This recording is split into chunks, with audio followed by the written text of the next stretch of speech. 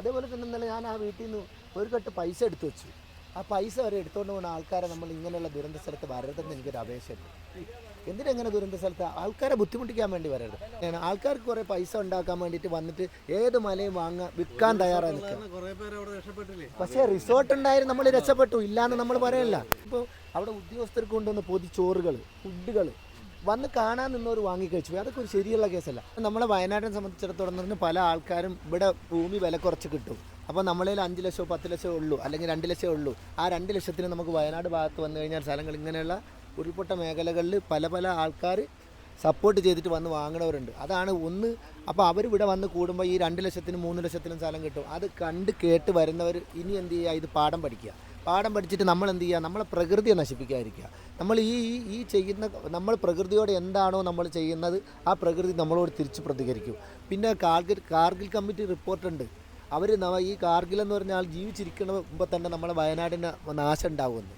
എന്ന് വെച്ച് കഴിഞ്ഞാൽ അതുകൊണ്ട് നമ്മൾ എന്ത് ചെയ്യുക, ഈ ഭൂമിയെ നമ്മൾ നശിപ്പിക്കാതിരിക്കുക. ഇങ്ങനെയുള്ള ആൾക്കാർ ആരോ പറയണ കേട്ടിട്ട് 2 ലക്ഷം 3 ലക്ഷത്തിന് സ്ഥലം വാങ്ങാൻ വേണ്ടിയിട്ട് നമ്മൾ ഇങ്ങോട്ട് വരാതിരിക്കുക. പറഞ്ഞ് മനസ്സിലായില്ലേ? അപ്പോൾ അങ്ങനെയുള്ള ഈ ദുരന്തങ്ങൾ നമ്മൾ തന്നെ വലിച്ചു വെക്കുന്നുണ്ട്. ഈ ദുരന്തങ്ങൾ ഇന്നലെ ഞാൻ ഇവിടെ 9 മണിക്ക് വന്ന ആളാണ്. ഞാൻ 9 മണിക്ക് വന്നിട്ട് ഇവിടുന്ന് ഓരോ മൃതദേഹങ്ങൾ എടുത്തതെന്ന് പറഞ്ഞു കഴിഞ്ഞാൽ ആ മൃതദേഹങ്ങൾ തിരിച്ചറിയാൻ പറ്റാത്ത കോലത്തിലാണ്. എന്ന് വെച്ച് കഴിഞ്ഞാൽ മോൾ ഭാഗത്ത് നിന്ന് ഇപ്പോൾ തന്നെ ഏകദേശം ഒരു 20ഓളം വണ്ടികൾ, ബൈക്കുകൾ നമ്മൾ അവിടെ നിന്ന് നമുക്ക് കിട്ടിയിട്ടുണ്ട്. 20ഓളം ബൈക്കുകൾ കിട്ടുന്നത്. അത് എവിടെ നിന്ന് വന്നതാണെന്നോ ഇവിടങ്ങളിലുള്ള വീട്ടുകളിലുള്ളതാണെന്നോ അറിയില്ല. പിന്നെ അതേപോലെ തന്നെ ഇന്നലെ എടുത്ത മൃതദേഹങ്ങൾ മുക്കുകൾ നമുക്കല്ല, ഞങ്ങൾ കാണിച്ചു കൊടുത്ത് അവർക്ക് തന്നെ തിരിച്ചറിയില്ല. കാരണം വെച്ചാൽ ഈ മൃതദേഹങ്ങളൊക്കെ അത്ര വികൃതമായി പോയിക്കുന്നത്, ഇത്രയും ദൂരത്തുനിന്ന് ഒഴുകി വന്നിട്ട്. അതേപോലെ തന്നെ ഇന്നിപ്പം ഇവിടെ ഈ താഴോട്ട് പോയ ആൾക്കാർ പറയുന്നുണ്ട് വനപ്രദേശങ്ങളിലൊക്കെ മൃതദേഹങ്ങൾ കിടക്കുന്നുണ്ടെന്ന് പറയുന്നുണ്ട്.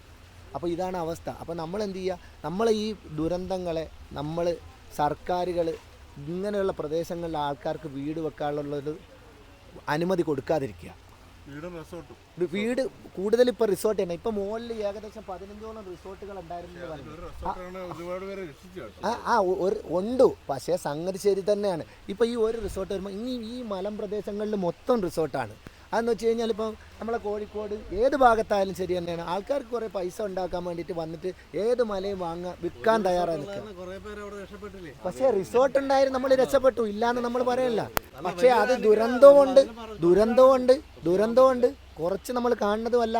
ഈ ദുരന്തങ്ങൾ നമ്മൾ തന്നെ വലിച്ചു വെക്കരുത്. പിന്നെ ഏകദേശം 10 വർഷം മുമ്പ് വയനാട്ടിൽ ഇങ്ങനെ പ്രശ്നങ്ങളൊന്നും ഉണ്ടായിരുന്നില്ല. ഈ 10 വർഷങ്ങൾക്കുള്ളിലാണ് ഇത്ര ഉരുൾപൊട്ടലും ഇത്ര പ്രശ്നങ്ങളും കാര്യങ്ങളും എല്ലാം വന്നുകൊണ്ടിരിക്കുന്നത്. അതിനുള്ള കാരണമാണ് ഇപ്പോൾ എല്ലാവരും മനസ്സിലാക്കേണ്ടതും എല്ലാവരും തിരിച്ചറിയേണ്ടതും ചിന്തിക്കേണ്ടതും. പിന്നെ നമ്മളെ പ്രകൃതി, നമ്മളെ ഓരോ കാലഘട്ടത്തിനനുസരിച്ചിട്ട് നമ്മളെ പ്രകൃതിക്ക് മാറ്റങ്ങൾ സംഭവിച്ചുകൊണ്ടിരിക്കുന്നുണ്ട്. അതും നമ്മൾ തന്നെ ഉണ്ടാക്കി വെക്കുന്നതാണ്. ഇപ്പോൾ തന്നെ നമ്മളവിടെ ഒരു ചെറിയ തോടുണ്ട്.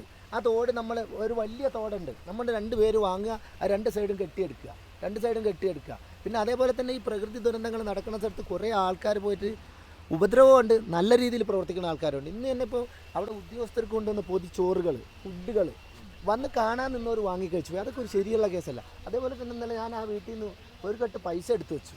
ആ പൈസ വരെ എടുത്തുകൊണ്ട് പോകുന്ന ആൾക്കാരെ നമ്മൾ ഇങ്ങനെയുള്ള ദുരന്ത സ്ഥലത്ത് വരരുതെന്ന് എനിക്കൊരു അപേക്ഷയുണ്ട്. എന്തിനെങ്ങനെ ദുരന്ത സ്ഥലത്ത് ആൾക്കാരെ ബുദ്ധിമുട്ടിക്കാൻ വേണ്ടി വരരുത്. ഒരുപാട് ഉദ്യോഗസ്ഥർ, ഇപ്പോൾ നേവിയിലെ ആൾക്കാർ, ഇന്നിപ്പോൾ എന്നെ SP എന്നെ മുക്കുള്ള ആൾക്കാരെ ഇങ്ങോട്ട് കടത്തി വിട്ടിട്ടില്ല.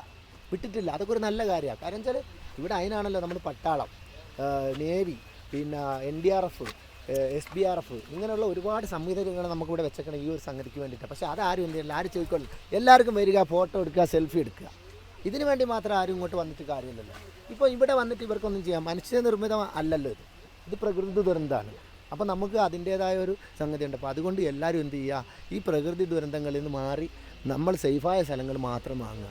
ഈ പ്രകൃതി എന്ന് പറഞ്ഞു കഴിഞ്ഞാൽ നമ്മളെ സംരക്ഷിക്കേണ്ടതാണ്. അല്ലാതെ പ്രകൃതി നമുക്ക് വേണ്ടി കാത്തിക്കൂല. പ്രകൃതിയിലൂടെ നമ്മൾ എന്താണോ അങ്ങോട്ട് ചെയ്യേണ്ടത് തിരിച്ച് നമ്മളോട് പ്രതികരിക്കും. അത് നമ്മൾ ഓരോ മനുഷ്യരും മനസ്സിലാക്കണം. എനിക്കിതൊക്കെ പറയാനുള്ളത്. വളരെ ദയനീയമായിട്ടുള്ളൊരു കാഴ്ചയാണ് നമ്മൾ കാണുന്നത്. ഒന്നിപ്പോൾ നമ്മളിവിടെ കേട്ടിട്ടുള്ളത്, ഇവിടെ 45 വർഷം പഴക്കമുള്ളൊരു പാലം ഉണ്ടായിരുന്നു, അത് ഒലിച്ചുപോയി. അപ്പോൾ അവിടെ ഇപ്പോൾ മിലിറ്ററി ഇത് ടെമ്പററി ഒരു പാലം പണിതുകൊണ്ട് ഇരിക്കുകയാണ്. അപ്പോൾ ഇവിടെ ദുരന്തമുഖത്തിൽ നേരത്തെ ഒരു സഹോദരൻ പറഞ്ഞതുപോലെ ഇവിടെ വളരെയധികം ആളുകൾ ഇവിടെ സന്നാഹങ്ങൾ ഒരുക്കിയിട്ടുണ്ട്. അപ്പോൾ വളരെ റെസ്ട്രിക്റ്റഡ് ആയിട്ടാണ് അവിടുന്ന് ഇങ്ങോട്ട് കയറ്റി വിടുന്നത്. അത് ശരി തന്നെ. പക്ഷേ ഇതിലൊരു പ്രായോഗികമായിട്ടുള്ളൊരു പ്രശ്നം എന്താണെന്ന് വെച്ചാൽ ഇപ്പോൾ ഇവിടെ എൻ്റെ കൂടെ വന്നിട്ടുള്ള ബഷീറിൻ്റെ ഭാര്യയുടെ അമ്മാവൻ്റെ വീടാണ്, സലാം എന്ന് പറഞ്ഞ ആളുടെ വീടാണ് ഇവിടെ പൊളിഞ്ഞിരിക്കുന്നത്. അപ്പോൾ അത് അദ്ദേഹം ക്യാമ്പിലാണെന്നാണ് കേട്ടിട്ടുള്ളത്.